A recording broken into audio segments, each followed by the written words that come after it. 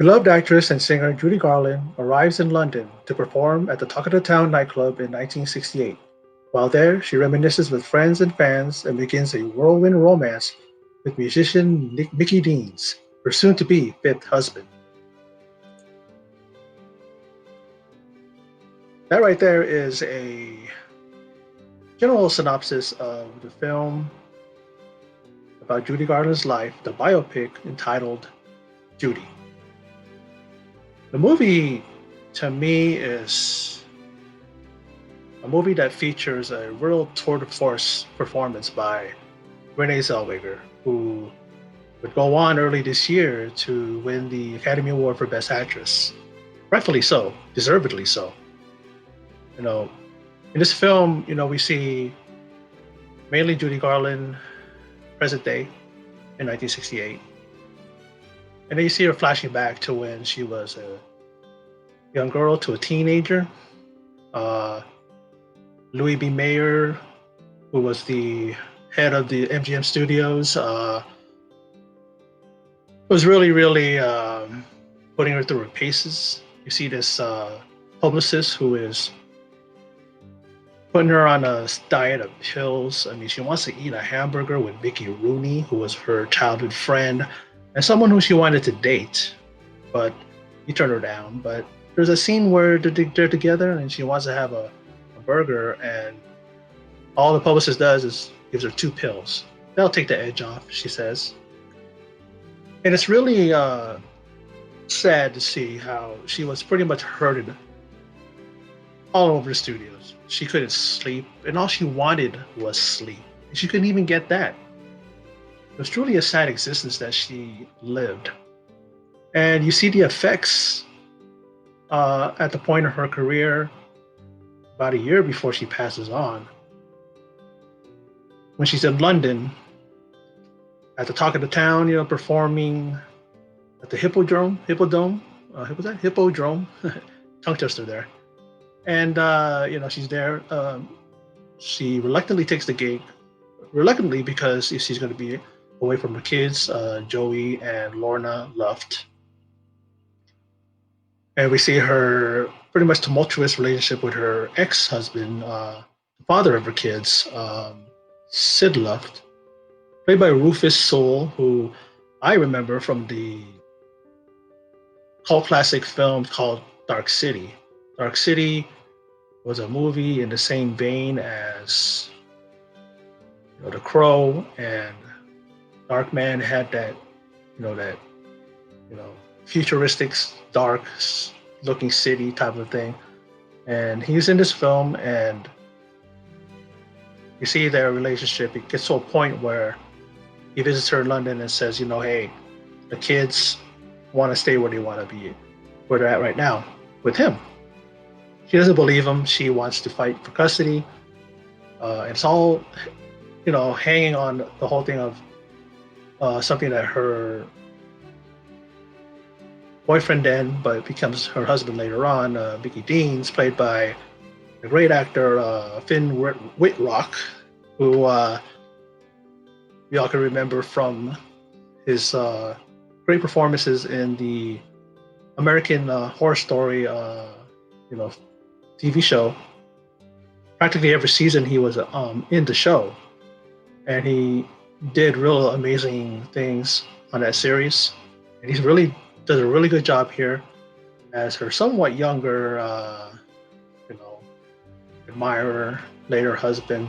Then they have a tumultuous falling out themselves, and he's a wandering eye. A showgirl walks by, he's looking at her and stuff, but he's pretty young, and she's in her mid-40s, late 40s, which really is quite shocking when I remember seeing her in her later interviews, and the fact that she looked like she was in her late 50s, maybe even 60s, because the ravages of drug use, drug abuse, and drinking, her alcoholism, and other demons that she had pretty much wore her out to the fact where she just looked so much older than her age. The film covers, her time in London. And we see her on stage, and the first day it's pretty shaky at first, but then she's able to knock out some performances, some songs, and then we see her just continuing to go downhill to the point where every time she's on stage, she's booed off, got stuff thrown at her, and you fully feel for Judy Garland. I totally admire her talent, and I really became a big fan of hers because of The Wizard of Oz. And then you see her on interviews, you see her in variety shows and like that, and she continued to maintain that ability of hers of just being able to perform. And it's really a tragic thing because of the fact that she ends up pretty much at the whim and at the control of the studios.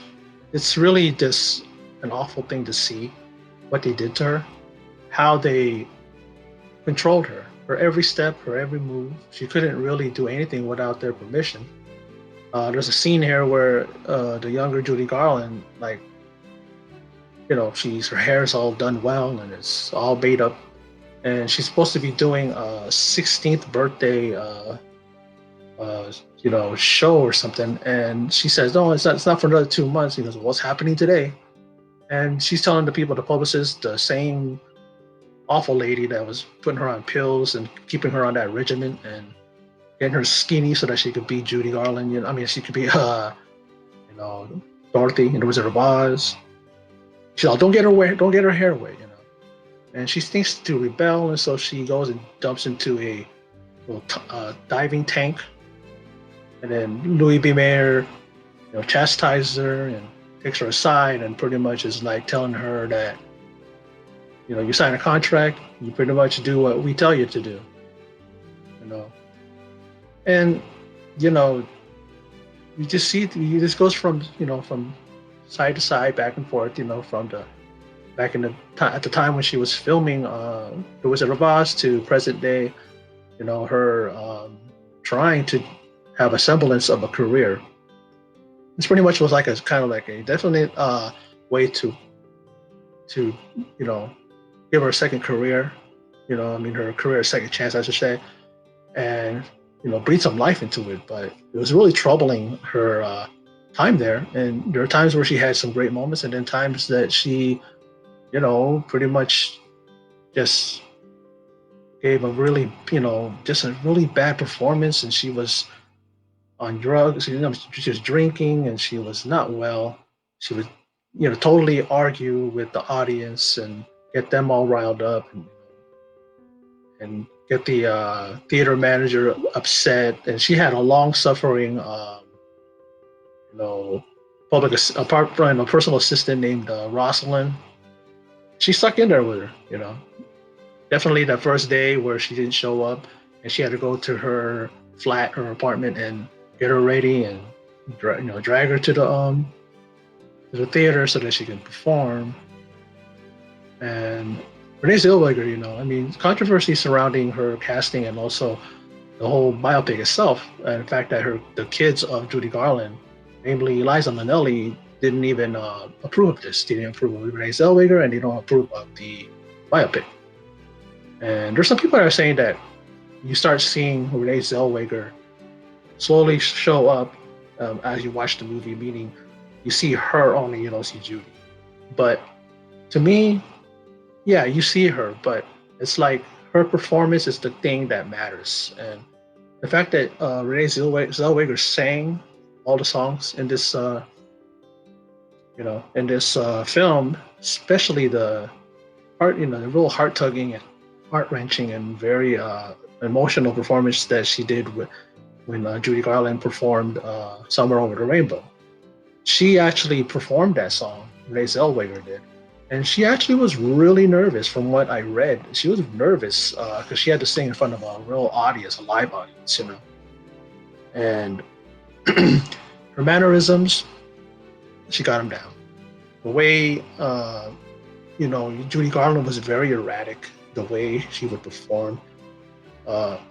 So, to me, that the people that want to criticize Renee Zellweger, despite the fact that she won many awards, including the Oscar, but there's still some people that say, she didn't look like her and all that. But to me, it's just like, I look past that. because she was playing Judy Garland, and I took her as Judy Garland. And because of her performance, you forget that it's Renee Zellweger. You see her every now and then, glimpses of her, of course, because she's the actress. She didn't put on much makeup, I don't think, to look like her. But I don't know if she lost. Looks like she definitely lost some weight. But Renee Zellweger is not known to be a big girl. Of course, she's very slim. She's very fit. She has a small frame. So I guess she may have lost 5 pounds, 10 pounds, who knows. But people should, if people are surprised, I don't think a lot many people are surprised that she could sing because she was in Chicago and she sang in Chicago. So it's like, she definitely is perfect for the role, but she's a great actress as well. She was in Bridget Jones' Diary. She did very good in that full film, and then she has other roles as well. So this film, it's truly a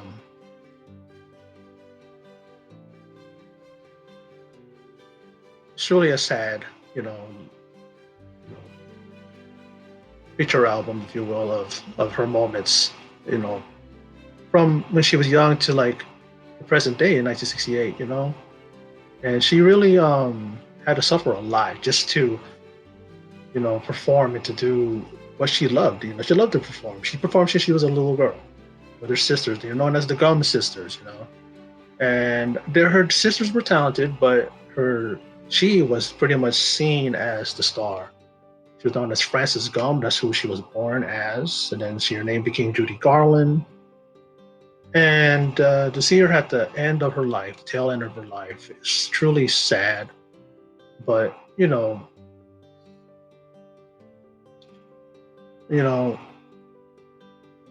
the last scene,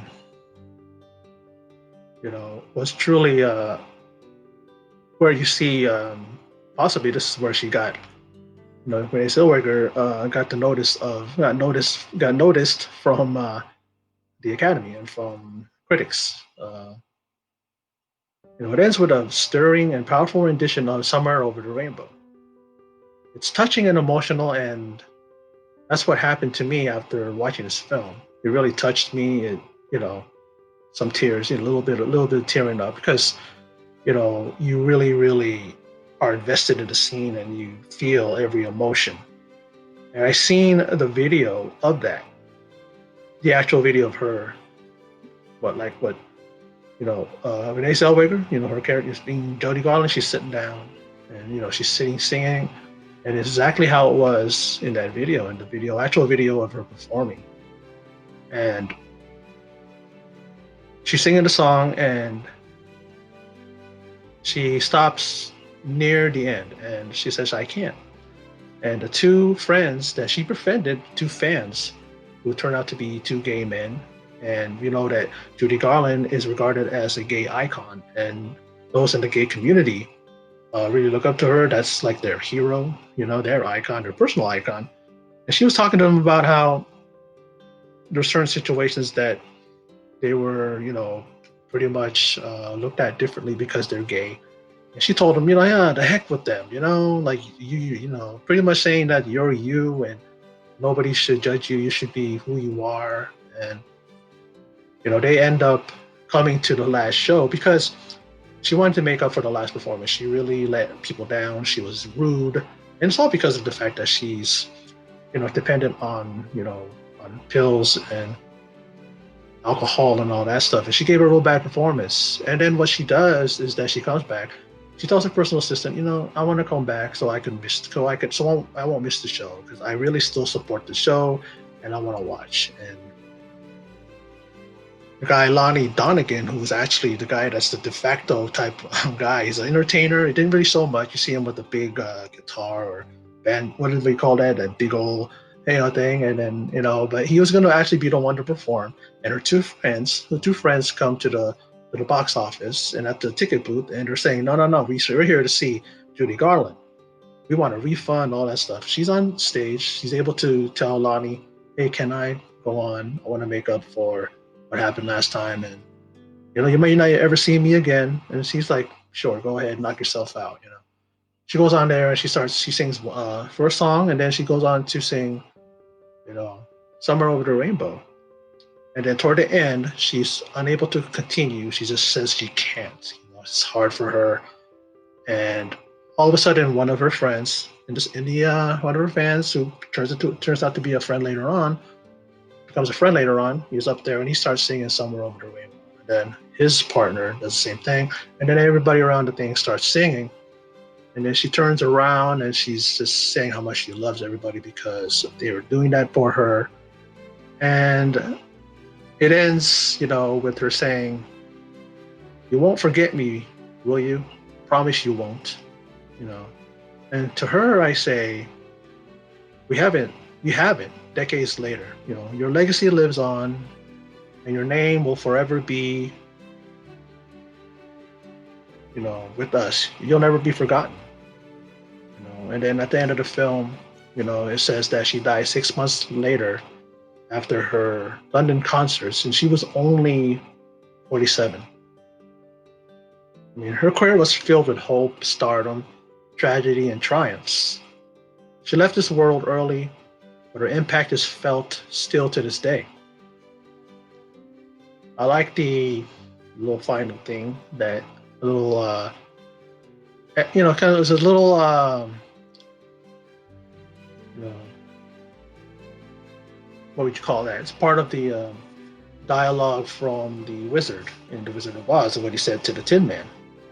He pretty much told him, "A heart is not judged by how much you love, but by how much you are loved by others." And that's one of the quotes from, there's the word, the quote, quote. That was said by the wizard to the Tin Man. We all remember that the Tin Man he was looking for a heart, He needed a heart because he was missing a heart, like, the Scarecrow needed a brain, and the Cowardly Lion was looking for courage, and of course Dorothy was looking to go home. But I absolutely love this film. The movie really tugged at your heart. It really, really, talk about tear jerkers. This movie was, it really was. And you really go on this tumultuous ride with Judy in her last couple of years, to maybe just a year, a little over a year. She died in 1969. She was only 47, and that really blows my mind because I did not know she was that young when she passed away. If you look at her, you think she's in her late 50s, maybe early 60s. I honestly thought that. But like I said earlier, that's what happens when, the ravages of just her dependency on pills and on alcohol, and, that scene where her publicist is just, giving her pills and running her ragged. And that's how the studio system was back in the day, You imagine if Shirley Temple, who was known as the original one they wanted as Dorothy, but she was signed to another studio. They couldn't lend her to MGM. They couldn't lend her, so pretty much they went with Judy Garland. But Judy Garland was a little, she had too much. She was too, in her words, fat. For the role, they wanted her to get down, to trim down, so that she could play. She was like, what, 16 years old, and she was supposed to play a 12, 13-year-old. So she had to look like a little girl, taping down her, her breast and all that stuff, and all other stuff that they just did. And there was rumors of her being sexually assaulted and molested and all that stuff. And it's just like, you think about what she went through, and then how it ended. Truly is a sad story, but at the same time, she leaves behind an amazing body of work, and she's really regarded as truly one of the greatest entertainers of the 20th century. And her legacy will go on, and it's going to last forever. Generations even after me are going to know about her, and she's one of the few that will happen to. Not many people are going to have that kind of a lasting legacy, only a handful. And she's one of them. But, that's my thoughts on Judy. starring Renee Zellweger, who did an amazing job. Her performance was really, she hit it out of the park. What can I say? But for those of you who stopped by and checked out my video, I appreciate it. And in closing, as always, take care.